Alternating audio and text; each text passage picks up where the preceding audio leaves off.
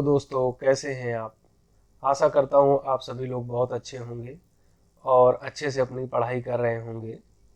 आप इस चैनल के माध्यम से विभिन्न प्रतियोगी परीक्षाओं में पूछे जाने वाले अनुपात समानुपात से संबंधित सवालों को आसानी से हल करना सीखेंगे।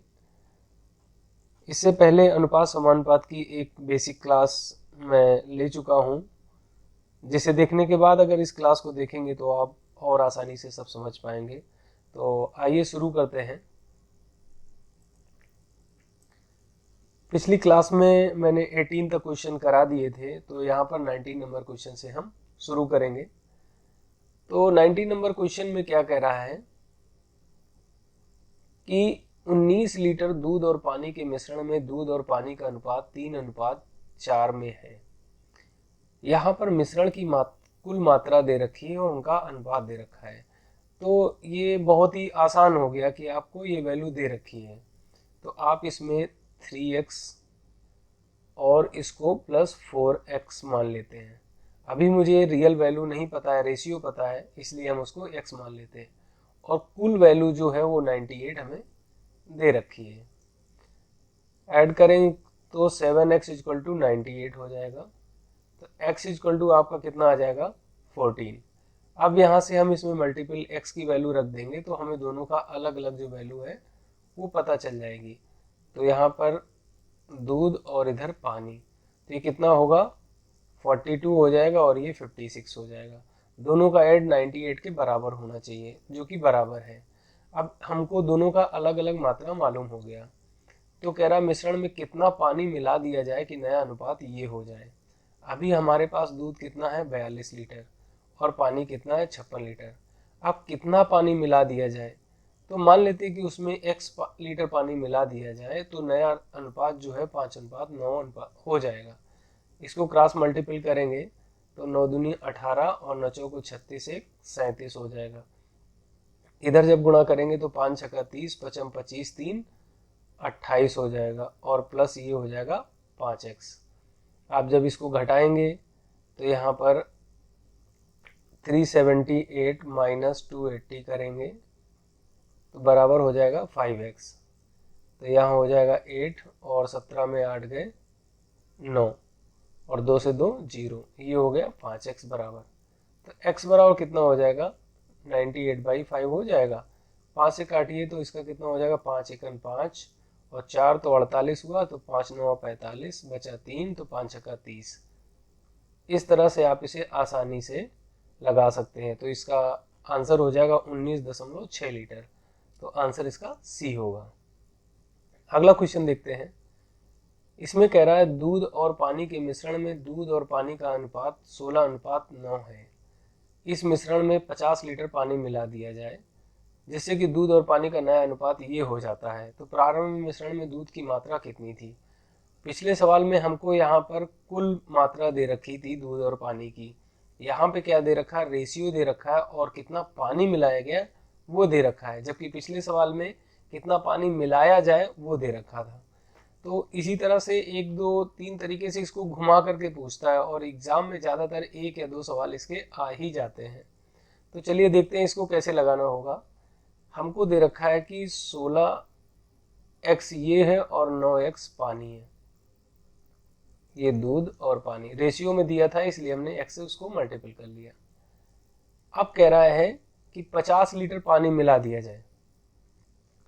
तो 16x तो दूध है और 9x पानी है, इसमें मैंने 50 लीटर पानी मिला दिया। तो कह रहा रेशियो 12:13 हो जाता है, बराबर कर दिया। क्रॉस मल्टीपल करेंगे तो कितना हो जाएगा 13 छंग 78 और 13 कम 13 7 20। 208x = ये हो जाएगा 12 9 108x और प्लस 12 पंचे 60 600। आप इसको इधर लाएंगे तो ये माइनस हो जाएगा, तो कितना बचेगा 100x बराबर कितना हो जाएगा 600। तो x बराबर कितना आ गया 6 आ गया। तो प्रारंभ में ये प्रारंभिक दे रखा डाटा हमें, तो प्रारंभ में दूध और पानी कितना निकल कर आया। तो जब यहाँ 6 का गुणा करेंगे तो 16 छक्का 96 लीटर ये हो जाएगा और 9 छक्को 9×6 54 लीटर ये हो जाएगा। अभी यहाँ पूछा क्या है, अगर पानी पूछता तो आप 54 लीटर लगाते और दूध पूछा तो 96, तो इसका आंसर क्या होगा 96 लीटर हो जाएगा। अगला क्वेश्चन देखते हैं। इसमें कह रहा किन्हीं दो मिश्र धातुओं एक्स और वाई में कॉपर और जिंक की मात्रा 4:5 और 3:7 है। ये A1 और ये A2, ठीक है। दो मिश्र धातु हैं, इसमें कॉपर और जिंक और इसमें कॉपर और जिंक का जो अनुपात है ये 4:5 है और ये 3:7 है। अब कह रहा है दोनों में मात्रा समान मिलाकर एक तीसरी मिश्र धातु बनाई जाती है, मतलब इनकी जो मात्रा है वो समान मिलानी है। अभी आप इनकी देखेंगे तो कुल मात्रा कितनी है, ये 9 है और ये कितनी है 10 है। तो आपको क्या करना है, इसमें अब इनको बराबर करना है, तो इन दोनों का एलसीएम कितना होगा 90 होगा। तो आपको क्या करना है कि इसमें 10 से और इसमें 9 से गुणा करना होगा। तो अब देखिए इसका कितना हो जाएगा, ये 40:50 हो जाएगा और जब यहाँ करेंगे तो 9×3 27:63 हो जाएगा। तो अब दोनों का मान इनका 90-90 हो गया। देखो ये भी 90 है और ये भी 90 है और सवाल क्या कह रहा है कि दोनों की मात्रा समान मिलानी है। तो अब यहाँ से आपको मात्रा समान होगी, अब आप इनको मिला देंगे। तो जब इनको मिलाएंगे तो कितना होगा, 40 में 27 जोड़ेंगे तो कितना हो जाएगा 67 हो जाएगा और इसको जब जोड़ेंगे तो कितना हो जाएगा 113 हो जाएगा। तो इस तरह से आपको जो तीसरी धातु तैयार होगी मिश्र धातु, उसमें जो जिंक और कॉपर की रेशियो है कॉपर और जिंक का वो ये रहेगा। तो कह रहा है कॉपर और जिंक की मात्रा का अनुपात क्या होगा, तो 67:113 हो जाएगा। तो इसका आंसर सी हो जाएगा। अगला क्वेश्चन देखते हैं। इसमें कह रहा है किन्हीं दो मिश्र धातुओं की मात्रा क्रमशः 110 किलोग्राम और 120 किलोग्राम है, जिनमें कॉपर और जिंक की मात्रा का अनुपात दे रखा। अब यहाँ क्या है कि उनकी कुल मात्रा दे रखी है और अनुपात दे रखा है, तो ये काफी आसान हो जाता है। अभी आपको क्या दे रखा था, पिछले सवाल में उनकी मात्रा नहीं दे रखी, यहाँ पर क्या दे रखा है कि x की जो मात्रा है इतने किलोग्राम है और y की जो मात्रा है वो 120 किलोग्राम है। इनका रेशियो दिया है 5:6 और इसका अनुपात दिया है 3:7। तो इनकी इंडिविजुअल मात्रा जो कॉपर और जिंक की है, कॉपर और जिंक की, वो आप यहाँ से आसानी से निकाल सकते हैं कि कितनी होगी। आपने देखा तो कितना है, ये 6, 5, 11 है, तो ये हो जाएगा 5x + 6x = 110। तो 11x = 110। तो x बराबर कितना आया 10 आया। आप यहाँ रखेंगे तो कितना हो जाएगा, इसकी मात्रा 50 और 60। आपने देखा कि x में कॉपर की मात्रा 50 है और जिंक की मात्रा 60 है। इसी तरह आप जब इसको देखेंगे तो ये क्या निकलेगा, 3x + 7x = 120। तो x = 10x = 120, तो x = आया 12। आप यहाँ पे जब रखेंगे तो 12×3 = 36 और 12×7 = 84। तो यहाँ पर इन दोनों का जब योग करेंगे तो 6, 4, 10, 8, 3, 11, 12, 120 और इसका जब करेंगे तो 110। दोनों का इंडिविजुअल अलग अलग मात्रा हमको मालूम चल गई। अब क्या कह रहा है कि दोनों को मिलाकर एक तीसरी मिश्र धातु बना दी जाती है। इन दोनों क्वांटिटी को, उसमें क्या कर रहा था, समान मात्रा दे रखी थी, इसमें अलग अलग मात्रा, इनको मिला दिया है।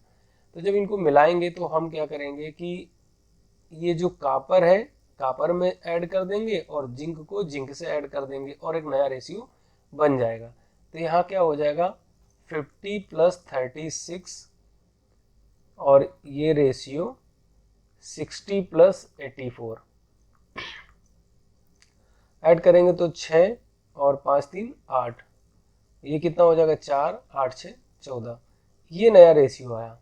आप क्या कह रहे हैं, जेड में जिंक की मात्रा कितनी होगी। तो आपने देखा कि जिंक की मात्रा कितने किलोग्राम आई है 144 और टोटल कितनी मात्रा है 230 आनी चाहिए। तो देखो इन दोनों का टोटल 230 है, 6, 4, 10, 8, 4, 12 और 1, 13, 1, 1, 2, 230 किलोग्राम मिलाया। 230 किलोग्राम हमारा ये नया मिश्रण है। तो इसमें हमारा जिंक की मात्रा कितनी है 144। तो आंसर इसका क्या हो जाएगा ए। अगला क्वेश्चन देखते हैं। इसमें कह रहा है यदि ए और बी की आय का अनुपात 7:12 है, तो माना आय जो है x, ठीक है, तो ये कितना हो जाएगा, और यह हम खर्च के लिए y, तो ये कितना हो जाएगा 7x a की आय और b की आय कितनी हो जाएगी 12x। ये तो हो गई आय, और इसका खर्च कितना हो जाएगा 4y, और ये हो जाएगा 7y। ये हो गया खर्च। ठीक, अब कह रहा है कि यदि प्रत्येक की बचत 500 रुपया हो तो आपको क्या करना होगा, आय से खर्च को घटाएंगे। तो यहाँ क्या हो जाएगा 7x माइनस 4y बराबर 500। समीकरण 1 ये किसके लिए हो गया, a के लिए हो गया। दूसरे में क्या करेंगे तो ये हो जाएगा 12x माइनस 7y बराबर 500। ये समीकरण 2 हुआ, ये किसके लिए हुआ, b के लिए हुआ। अब आपको दोनों में बचत बराबर कर रहे हैं तो हम इन दोनों समीकरण को बराबर कर सकते हैं। तो 7x minus 4y is equal to 12x minus 7y। आप इसको इस तरफ ले आइए, इसको इस तरफ ले आइए, तो कितना हो जाएगा 3y is equal to 5x आया। पूछ क्या रहा आय, तो आय के लिए हमने क्या माना x, तो हमें x की वैल्यू चाहिए, तो हमें y की वैल्यू पुट करनी होगी। तो y की वैल्यू यहाँ से निकाल लेते हैं, तो 5/3 x आ गई। अब क्या करेंगे, किसी भी एक समीकरण में इसकी हम वैल्यू रख देते हैं। मानते हैं हम पहली में रख रहे हैं, तो क्या होगा 7x माइनस 4 इंटू वाई की वैल्यू कितनी है 5/3x इक्वल टू कितना हो जाएगा 500। जब यहाँ करेंगे तो 7 का 21x माइनस 20x बटे 3 और ये हो जाएगा 500। तो यहाँ x बराबर कितना आ जाएगा, जब क्रॉस मल्टीपल करेंगे तो 1500। आपने x की वैल्यू निकाल ली। अब कह रहा है b की आय क्या होगी, तो b की आय यहाँ कितनी है, ये है, x की वैल्यू पता चल गई आपको। तो b की आय जो होगी वो 12 गुणा 1500।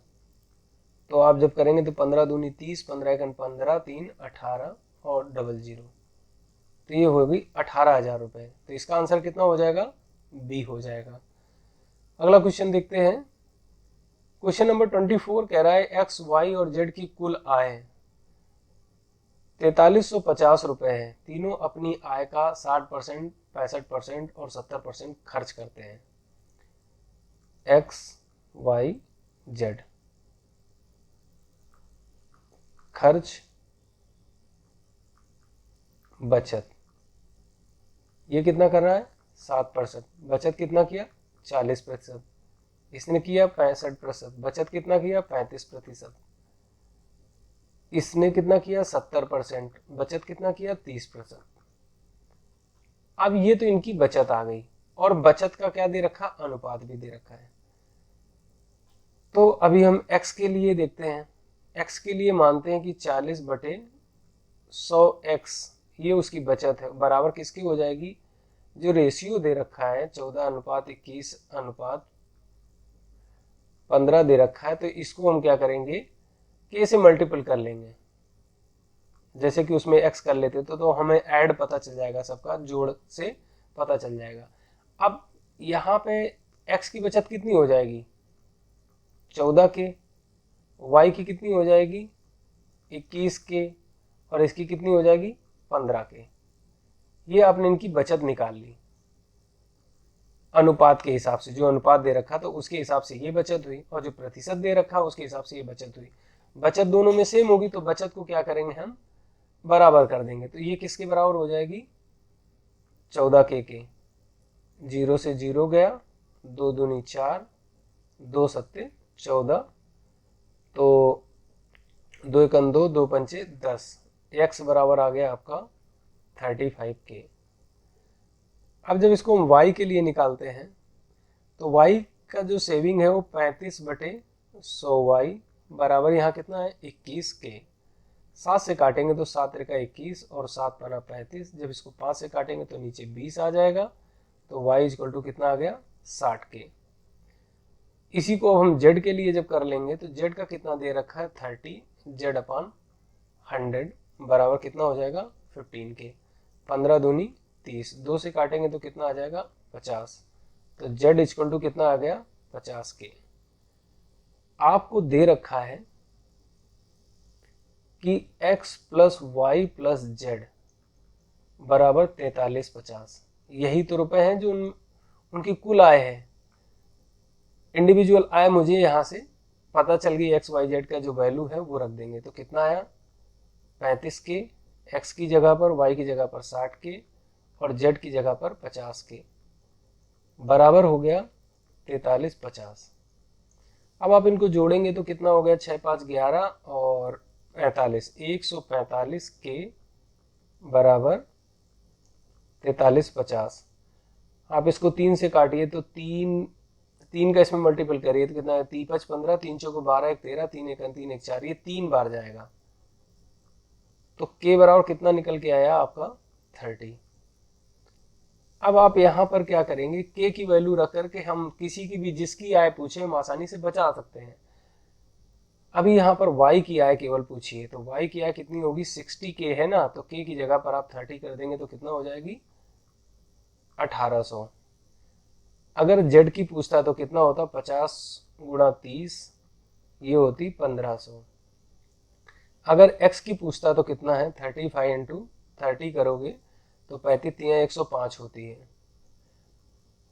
अब ये तीनों की इंडिविजुअल आय पता चल गई, क्या इनका योग जो कुल आय दे रखी उसके बराबर है?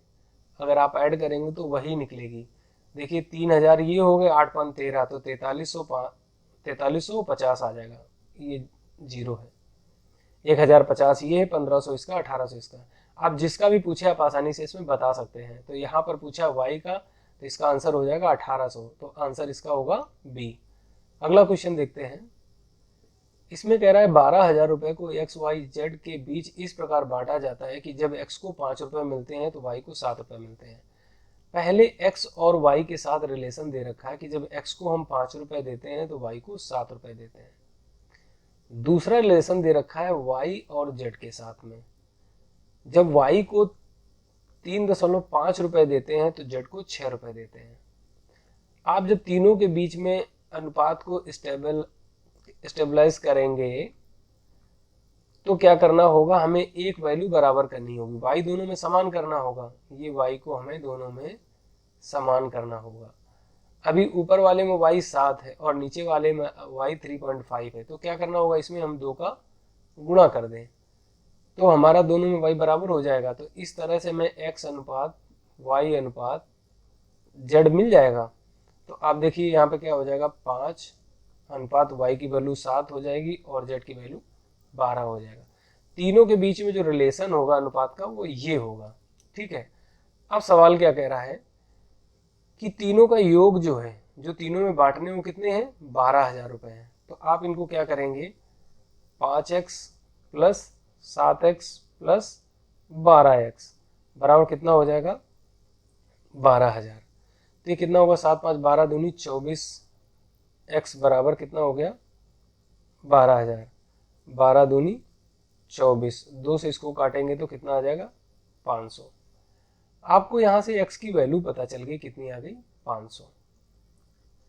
सवाल क्या कह रहा है कि x और y के हिस्से का योग, यहाँ x और y का हिस्सा कितना है 12x है, तो 12 इंटू एक्स का वैल्यू कितना है 500, तो 12 पंचे 60 और डबल 0, तो x प्लस वाई का हिस्सा कितना हो गया 6,000 रुपये। तो इसका आंसर क्या हो जाएगा सी। अगला क्वेश्चन देखते हैं। इसमें कह रहा है एक शेर किसी हिरण को 330 मीटर दूरी से देखता है। ठीक है, ये शेर है और यहां पर हिरण है, शेर और हिरण दोनों के बीच की दूरी कितनी है 330 मीटर है। ठीक है, शिकार करने के लिए पीछा करता है, ये यहाँ पर है और ये यहाँ पर है, एक ही समय पर दोनों चलते हैं। कह रहा जितने समय में शेर 5 छलांग लगाता है उतने ही समय में हिरण 7 छलांग लगाता है। तो शेर की 5 छलांग हिरण की 7 छलांग बराबर है समय में, समय बराबर है। समय बराबर कैसे होगा, अभी तो छलांग अलग अलग है, तो समय बराबर करने के लिए इसमें दोनों का इनका एलसीएम ले लेंगे। तो इनका एलसीएम कितना हो जाएगा 35, मान लेते हैं 35 ये सेकेंड है। ठीक, तो 35 सेकेंड में ये 5 छलांग लगाता है, तो ये एक छलांग कितने, शेर जो है एक छलांग कितने सेकंड में लगाएगा? 7 सेकंड में लगाएगा। और जब हिरन की बारी आई तो हिरन एक छलांग कितनी देर में लगाएगा? तो 7 छलांग 35 सेकंड में, तो एक छलांग 5 सेकंड में। अब यहां से मैं एक छलांग का समय पता चल गया, ठीक है। फिर आगे सवाल क्या कह रहा है कि शेर की 2 छलांग हिरण की 5 छलांग के बराबर है। दूसरे पार्ट में जो दे रखा है शेर और हिरन, इसमें कह रहा है ये 2 छलांग इसकी बराबर 5 छलांग की है। हम मान लेते हैं कि हिरन शेर जो है एक छलांग में 100 मीटर जंप करता है। माना शेर एक छलांग में 100 मीटर जाता है, तो 2 छलांग में कितना जाएगा? 200 जाएगा। तब हिरन 5 छलांग बराबर कितना हो जाएगा? 200 मीटर हो जाएगा, क्योंकि 2 छलांग में 2 चल रहा है तो ये 5 छलांग। तो हिरन एक छलांग में कितना जाएगा? आप इसे भाग देंगे तो कितना आ जाएगा? 40 मीटर। अब देखो यहां से एक छलांग का समय पता चल गया और यहां से आपको एक छलांग की दूरी पता चल गई। तो यहां हम शेर की चाल पता कर सकते हैं। शेर की चाल, चाल बराबर दूरी बटे समय। दूरी कितनी है? 100। कितने सेकंड में? 7 सेकंड में। तो मीटर पर सेकंड इसकी चाल आ गई। इसी तरह हिरन की बात कर रहा है, तो हिरन की चाल कितनी हो जाएगी? दूरी कितनी चलता है वो? 40 चलता है। कितने सेकंड में? 5 सेकंड में, ठीक है। तो 5 अट्ठे 40, 8 मीटर पर सेकंड। दोनों की चाल का अनुपात निकाल लेते हैं। तो ये 100/7 और रेशियो 8। तो ये जब भाग का है तो इसमें गुणा कर लेंगे तो कितना हो जाएगा? 100 और रेशियो 7 अट्ठे 56। अब आप इसको 4 से काट दीजिए। 4 25 आम और 4 14 चौको 56। तो यहां पे आपको चाल का जो अनुपात पता चला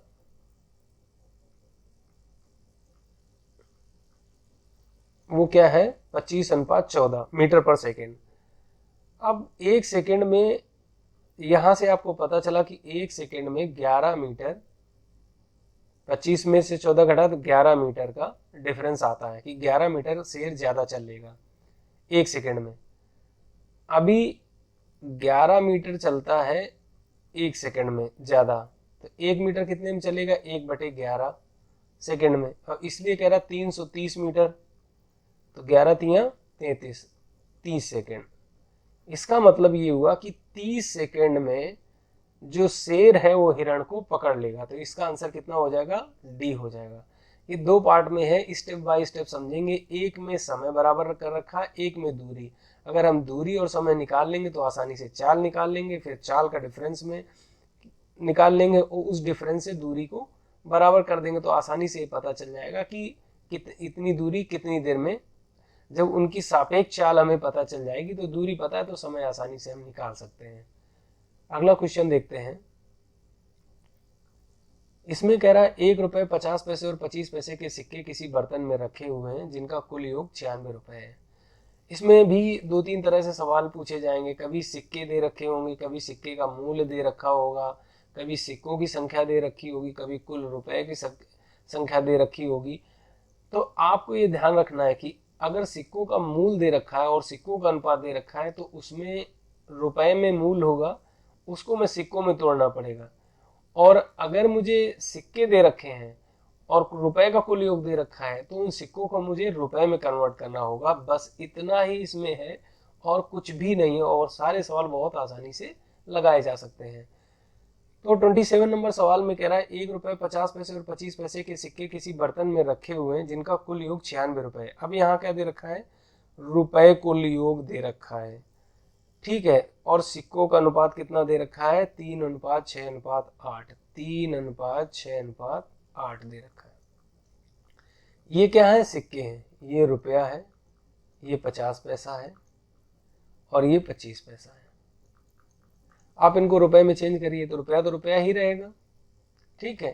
प्लस ये 50 पैसा है, इसको रुपए में बदलेंगे तो कितना हो जाएगा, तो उसे भाग देना पड़ेगा, तो 3x हो गया। ये 25 पैसे है और 4 25 पैसे से 1 रुपया बनता है, तो ये कितना हो जाएगा, 2x हो जाएगा। कुल रुपए आ गए और कुल रुपए दिए कितने हैं, 96 दिए हैं। तो 3 3 6 2 8x बराबर कितना हो गया, 96। x बराबर कितना हो जाएगा, 12। अब आपको x की वैल्यू पता चल गई, ठीक है। सवाल कह रहा 25 पैसे के सिक्के कितने होंगे। आप यहाँ से देखेंगे तो 12 3 36 रुपए के होंगे, 72 50 पैसे के होंगे और 12 8 96 25 पैसे के होंगे। क्या इनका योग हमें 96 मिलेगा, देख लेते हैं। तो ये 36 है, 50 पैसे के 72 है, तो ये कितने 36 रुपए ही बनेंगे। और ये कितने हैं, 96 है, तो इसका आधा कितना हुआ, 48, और 48 का आधा 24, क्योंकि 25 4 से भाग देना पड़ेगा, तो 24 दून 48 दूना 96, 36 दून 72 प्लस 24 96 होता है। तो हमारा कुल रुपए जो है वो बराबर है। इसका मतलब हमारा एक्स की वैल्यू सही है, इसका मतलब हमारे सिक्के सही है। तो इसका आंसर कितना होगा, ए। अगला क्वेश्चन देखते हैं। इसमें कह रहा है 1 रुपए 50 पैसे और 25 पैसे के सिक्कों के मूल का अनुपात 3:4:8 हो तथा सिक्कों की कुल संख्या 86 दे रखी है। यहाँ सिक्कों के मूल का अनुपात दे रखा है, पिछले में सिक्कों का अनुपात था, यहाँ सिक्कों का मूल का अनुपात दे रखा है। कितना है, 3:4:8। इसका मतलब ये सब रुपए में है, ये सब रुपए में है। और यहां में रुपए न देकर के सिक्कों की संख्या दे रखी है। इनको क्या करना है, मुझे सिक्के में बदलना है, तो रुपए में ही रहेगा। इनको 50 पैसे के सिक्के में बदलना है और इसको मुझे 25 पैसे के सिक्के में बदलना है। 50 पैसे में बदलने के लिए क्या करेंगे, इसको डबल कर देंगे, इसको क्या करेंगे 4 टाइम कर देंगे। और ये सारे सिक्के आ गए और सारे सिक्कों का योग कितना दे रखा है, 86 दे रखा है। 32 8 40 3 43 x इक्वल टू हो गया 86, तो x इक्वल टू कितना आ गया 2। अब आपको यहाँ पर ये x बराबर 2 आ गया, तो सिक्के कितने आ जाएंगे, 6 सिक्के होंगे रुपए के, 16 सिक्के होंगे 50 पैसे के और 64 सिक्के होंगे 25 पैसे के। क्या इनका जोड़ 86 आएगा, आप देखिए तो 70 10 80 6 86 86 और 86 सिक्के दिए थे। इसका मतलब हमारा उत्तर एकदम सही है। तो 50 पैसे के सिक्कों की संख्या कितनी निकाली आपने, 16, तो इसका आंसर कितना होगा, 16। अगला क्वेश्चन देखते हैं। इसमें कह रहा है एक टिकट काउंटर में प्रथम द्वितीय और तृतीय श्रेणी के 5:5:7 के अनुपात में कुल 17,000 रुपए के टिकट काटे गए। यदि प्रथम द्वितीय और तृतीय श्रेणी के यात्रियों की संख्या 4:6:5 हो तो द्वितीय श्रेणी के काटे गए टिकटों का कितना धन प्राप्त हुआ। आप देखेंगे कि कोई एक व्यक्ति गया काउंटर से एक टिकट लिया और 2 व्यक्ति गए 2 टिकट लिया उसी दूरी का उसी जगह का, तो आप क्या करेंगे, व्यक्तियों की संख्या से टिकट के पैसे का गुणा कर देंगे और हमें कुल पैसे पता चल जाएंगे। तो यहाँ पर वही दे रखा है, टिकट का अनुपात दे रखा है 5:5:7। ये फर्स्ट सेकंड और थर्ड क्लास का ये टिकट है, ठीक। फिर दे रहा है यहाँ यात्री 4:6:5, ये है यात्री। तो मूल जो है रुपया निकालना है, मूल वो क्या होगा, टिकट इनटू यात्री होगा। तो आपको क्या करना है, इन दोनों को गुणा कर देना है। तो कितना हो जाएगा 20xy, इसके लिए y ले लेते हैं, इसके लिए x ले लेते हैं और इनसे इसका गुणा कर देते हैं। तो 20xy हुआ, इसके लिए कितना हो जाएगा 30xy हो जाएगा और इसके लिए कितना हो जाएगा 35xy। ये रुपए निकल के आए। अब यहां से 20xy plus 30xy plus 35xy कुल रुपए आ गए और कुल रुपए दे कितने रखे हैं 17,000। 30 दूना 60 70 80 5 85 xy बराबर आपको दे रखा है 17,000। 17 अपना 85, 5 आया, यहाँ आप 1,000 है तो 5 दूनी 10, 200। क्या निकल के आया? एक्स वाई बराबर 200। अब पूछ रहा है कि द्वितीय श्रेणी में काटे गए टिकटों में कितना धन प्राप्त हुआ। धन के लिए आपने जो रियल रेशियो निकाला वो ये निकाला है। तो यहाँ पर द्वितीय श्रेणी का ये दे रखा है, तो द्वितीय श्रेणी में 30 इंटू एक्स वाई का मान कितना है? 200। तो कितना आ जाएगा? 6,000। तो इसका आंसर कितना हो जाएगा? सी। इसी प्रकार अगर इसका पूछता तो ये हो गया द्वितीय श्रेणी के लिए। तृतीय श्रेणी के लिए निकालना होता तो कितना होता? 35 दूना 70, 7,000 आता। 35 है, 200 से मल्टीपल कर देंगे। इसी प्रकार अगर फर्स्ट श्रेणी की बात करता तो फर्स्ट श्रेणी में कितना है? 20 इंटू 200, तो ये कितना हो जाता? 4,000। क्या हमारा सारा जो पैसे का योग 17,000 आ रहा है? तो देखिए 6 4 10 17,000, मतलब मेरा आंसर 100% सही है। आप यहाँ से अपना आंसर भी चेक कर सकते हैं। तो इस तरह से इसका आंसर सी हो गया। अगला क्वेश्चन देखते हैं। इसमें कह रहा है 4 समान धारिता के बर्तन दूध और पानी के मिश्रण से भरे हुए हैं और इन बर्तनों में दूध और पानी के मिश्रण का अनुपात दे रखा है। तो यहाँ पे क्या कह रहा है? बर्तनों की धारिता बराबर है और उनका अलग अलग रेशियो दे रखा है। पहला बर्तन, दूसरा बर्तन, तीसरा बर्तन और चौथा बर्तन, ये 4 दे रखे हैं। ठीक है, पहले में क्या दे रखा है? 1:3, दूसरे में 3:5, तीसरे में 2:3 और इसमें 4:1 दे रखा है। इनका योग कितना? 4 आया, इसका 8 आया, इसका 5 आया और इसका 5 आया। कह रहा धारिता बराबर है, मगर यहाँ तो बराबर नहीं दिख रहा है। तो आपको इसको बराबर करना है। बराबर करने के लिए क्या करना होगा? इसका एलसीएम लेना होगा। तो इसका एलसीएम लेने के लिए आपको कॉमन क्या है इसमें? तो आपने देखेंगे इसका एलसीएम 40 आएगा। एलसीएम कितना आएगा? 40 आएगा। मतलब हमें सबको 40 बनाना है। तो इसे 40 बनाने के लिए क्या करना होगा? 10 से गुणा करना पड़ेगा। इसे 40 बनाने के लिए कितना करना पड़ेगा? 5 से गुणा करना पड़ेगा। इसको 8 से और इसे भी 8 से। तो कर दीजिए इसको गुणा आप 10 से, तो कितना आ जाएगा? 10:30 आ जाएगा। इसको जब 5 से करेंगे तो 15:25, 15-25 40, 10 और 30 10 40। जब यहाँ करोगे तो 8 दूनी 16, 8 तक 24, 16 24 40, 8 चौको 32 और 8 एकन 8 40।